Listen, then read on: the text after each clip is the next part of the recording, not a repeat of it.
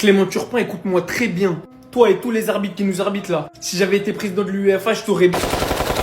Non, parce qu'au bout d'un moment, juste en une mi-temps, moi qu'on vienne me dire qu'il n'y a pas pénalty sur cette action, où Fermin mange littéralement les crampons de Musso. On me dit il fait une parade, il fait pas exprès, c'est Fermin dans son geste avec sa tête qui va s'empaler sur le pied. Je peux l'entendre, pourquoi pas?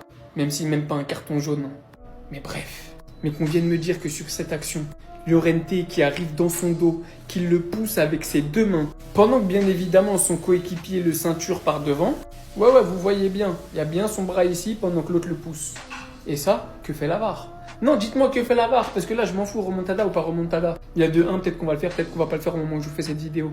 Au bout d'un moment, Clément Turpin, tous les matchs qu'il arbitre, c'est n'importe quoi. Voilà, faut le dire, j'en ai rien à foutre que ce soit un arbitre français, nos beaux arbitres français qui brillent sur la scène internationale. Nul. On est en Ligue des Champions. T'as deux actions litigieuses comme ça en une seule mi-temps qui peuvent coûter la qualification FC Barcelone. Et après, en plus, derrière ça, nous, on va passer pour des pleurnicheuses parce qu'on va se plaindre d'un arbitrage calamiteux sur des fautes pas sifflées alors qu'il y a la VAR vu qu'on est en 2026. Et pourtant, il le voit bien, hein. Il est bien positionné. Hein. Mais non. Eric Garcia qui sort forcément avec la rage. Encore un match du Barça, encore on parle d'arbitrage, vous allez dire. Mais quand vous voyez celui-ci coupé d'un carton rouge, qui qu'on se le dise, pour moi est totalement mérité. À partir de ce moment-là où Sorloth est lancé en profondeur, vient à ce moment précis le déstabiliser alors qu'il peut avoir son 1 contre 1 contre le gardien. C'est bien évidemment incontestablement rouge. Mais alors comment se fait-il qu'on n'a rien ici, bien avant dans le match sur Olmo? On l'on voit de la même manière, exactement dans la même situation. Llorente s'appuie sur Dani Olmo, sur son dos et avec des mains beaucoup plus appuyées. Forcément, je parle même pas du fait que ici, il n'y a rien eu sur Fermin Lopez. Bien que d'ailleurs je respecte énormément le joueur de continuer à rester sur la pelouse et de continuer à se battre. Aujourd'hui, oui les gars, en tant que madrilène, je vous le dis, il est encore très compliqué de dire que le Barça, encore une fois, a été arbitré de la meilleure des manières. Alors qu'il y avait tellement de place pour leur remontada, on ne se rend pas compte à quel point. Par certains moments dans le match, ils ont asphyxié cette équipe de l'Atlético Madrid et notamment surtout en début de rencontre. Encore une fois, ce soir, les supporters barcelonais vont s'endormir énormément frustrés et il y a de quoi franchement. Clément Turpin, quand il fait des dingueries comme ça, incompréhensible.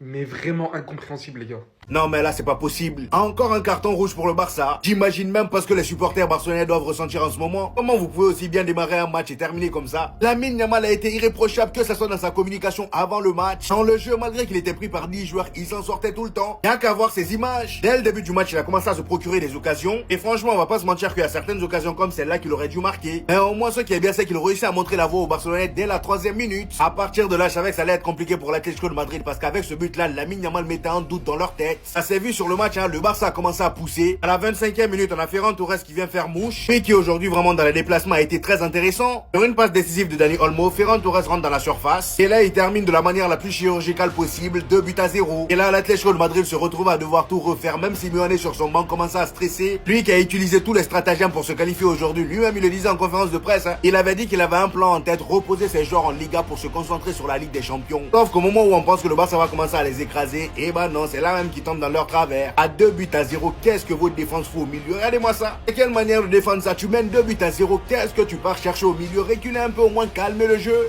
Et bah là, malheureusement, à la 30e minute, ils se font prendre en compte. Magnifique remise de Griezmann. Et là, c'était terminé. Llorente sur le côté droit fait une magnifique passe à Lookman. Koundé était déjà en retard. Lookman vient, il pousse le ballon, but. Après, on a Ferran Torres qui marque le 3e but, mais c'est annulé. Et c'est ainsi que le match continue jusqu'à ce que Eric Garcia parte faire n'importe quoi. Voilà, carton rouge. Tout partait bien. Franchement, c'est pas possible. Remettez-vous en question, hein.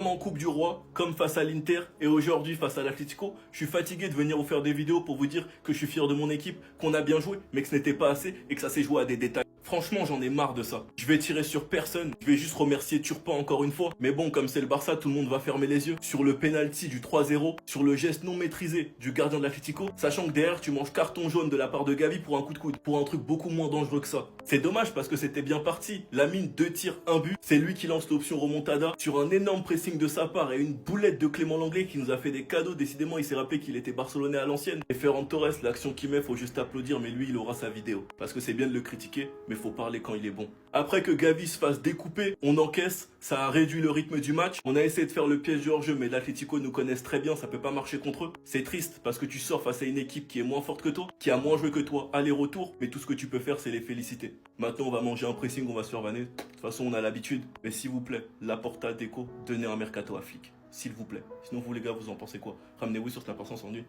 Les gars, Le Barça est éliminé de la Ligue des Champions en quart de finale face à l'Atlético Madrid. Oh là là là là là là. Il y a beaucoup de choses à dire. Mais moi, je vais commencer par une chose. Comment tu veux te qualifier en demi-finale de Ligue des Champions si à tous les matchs tu prends des cartons rouges? À chaque fois que tu joues contre l'Atlético, tu te manges un rouge. Mais ils ont compris, ils sont rentrés dans la tête des joueurs. Et puis Eric Garcia, il s'énerve, il jette son maillot. Mais mon gars, tes derniers défenseurs, tu fais le con. C'est normal, tu prends un rouge. Regarde, il va droit au but. Et à tous les matchs, c'est la même erreur. Tous les matchs, c'est pareil. Et pourquoi, à votre avis? Pourquoi? Parce que ce mec ne veut pas faire reculer sa défense. Le problème, c'est pas les joueurs. Le problème, c'est lui et sa tactique. Regardez, dans les contre-attaques, il y a combien de joueurs de l'Atlético Madrid libres à chaque fois? Les défenseurs, ils doivent faire des grands sprints. Forcément, ils font des erreurs, ils se mangent des rouges. Une passe en profondeur, les joueurs, ils sont tout seuls. À chaque fois, c'est pareil. Il suffit que les équipes d'en face, elles fassent des passes en profondeur. Les défenseurs sont débordés. Mais parce qu'ils jouent trop haut. Ils jouent trop haut. Donc tous les cartons rouges, c'est pas les joueurs. Pour moi, c'est Flick. C'est lui qui doit se manger un rouge. Après, on peut parler aussi du penalty. Il y a sûrement penalty sur Olmo, je sais pas. Est-ce que c'est sévère si ça siffle ou pas? Mais il y a une chose qui est sûre, c'est que tu peux pas gagner à 10 contre 11. Tu peux pas à chaque fois 10 contre 11, 10 contre 11, 10 contre 11. Ah, ça y est, stop à un moment donné. Donc oui, il y a une victoire. Mais il y a une élimination derrière. Ce qu'on va retenir de cette victoire, c'est que le Barça est éliminé et que l'Atlético Madrid est qualifié. Tout simplement. Voilà, fin. Si on regarde bien, match aller et match retour, le Barça s'est sabordé tout seul. Très honnêtement les amis, dans ce match-là aujourd'hui, le Barça méritait beaucoup mieux. Mais malheureusement, le Barça a ce souci pour lequel on dit qu'il va être très difficile de gagner la Ligue des Champions avec une animation défensive comme celle-ci. C'est une équipe qui encaisse beaucoup trop de buts et qui, dès lors que l'équipe adverse arrive à passer le premier rideau de pressing, se retrouve très souvent en infériorité numérique pour jouer les contre-attaques. Les contre-attaques de l'équipe adverse. Et on l'a vu, que ce soit à l'aller ou au retour, y compris à 10 contre 11, à l'aller comme au retour, le Barça est bien supérieur collectivement. Mais le Barça n'arrive pas à gérer les transitions défensives. Et tout le problème, il est là. Et le Barça ne pourra pas gagner la Ligue des Champions avec une défense comme ça. Parce que ce soit Koubarsi à l'aller ou Garcia aujourd'hui, sur les fautes, ils sont quasiment obligés de faire faute pour pas qu'il y ait but. Le problème, c'est que le Barça ne doit pas se retrouver dans ces situations-là. Le Barça menait 2-0 très rapidement dans le match. Mais le Barça s'est laissé avoir. Alors qu'il y a l'énorme occasion de Fermín López. Ensuite, il y a le temps mort. Et là, c'est là que Llorente pique pour trouver Lookman. 2-1. Le but de Ferran, ensuite en position de hors-jeu. Le Barça avait mis l'occasion de pouvoir marquer le troisième but. Mais contre ces équipes-là, quand tu ne marques pas, derrière, ça se pécache. Le Barça méritait mieux, certes. Mais le Barça n'a pas la défense nécessaire pour se permettre d'aller plus loin en Ligue des Champions. Voilà, ça c'est Lamine Yamal qui est tout seul après la blessure de Fermín López. Mais surtout, Lamine Yamal tout le match, tout seul. Il est tout seul dans son équipe. À chaque fois, il offre des galettes. Mais non, Ferran Torres, il loupe. Dani Olmo, il tire en tribune. Bah oui, il est tout seul. Que veux-tu faire?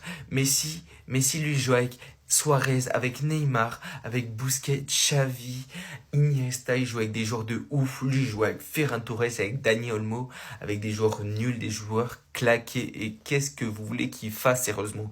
Il ne pourra pas aller chercher son ballon d'or. Parce que oui, pour aller chercher un ballon d'or, il y a besoin d'une Ligue des Champions. Mais tout ce que j'ai à vous dire, c'est qu'à la Coupe du Monde, vous allez voir, il sera dans une vraie équipe, avec des vrais joueurs, avec une équipe bien huilée. Et vous allez voir ce que ça va donner. Lamine Yamal prime à la Coupe du Monde. Branchez-vous parce que ça sera son objectif pour aller chercher ce foutu ballon d'or qu'il attend depuis longtemps. Il a 18 ans. Aujourd'hui, il a parlé en conférence de presse et il a assumé sur le terrain. Jusqu'à quand? Jusqu'à quand on va continuer à jouer comme ça en Ligue des Champions? Jusqu'à quand l'histoire des cartons rouges avec le Barça?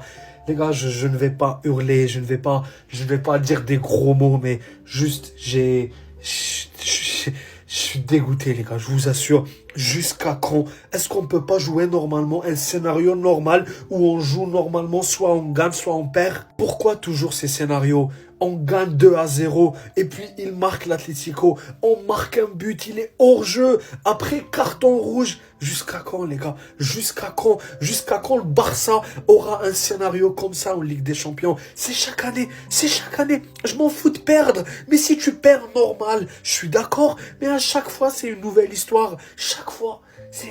C'est trop, les gars. Je vous assure que c'est trop. Je n'ai rien contre Eric Garcia, les gars. Il a fait un très très grand match. Mais ça y est, les gars, je vous assure. On est habitué à chaque année. Je vous assure qu'on est habitué à chaque année.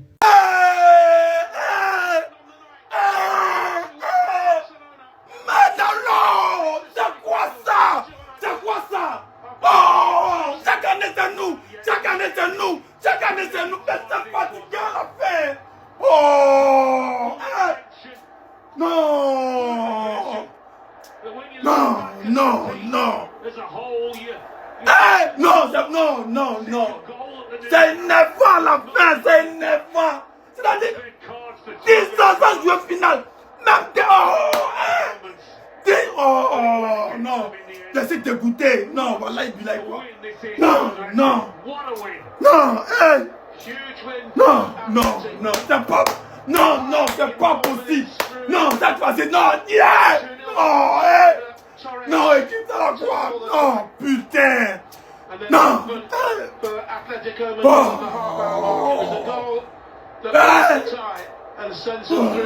À l'année prochaine. Les gars, c'est tout. À l'année prochaine, j'ai rien à dire. Tu manges carton rouge aller-retour.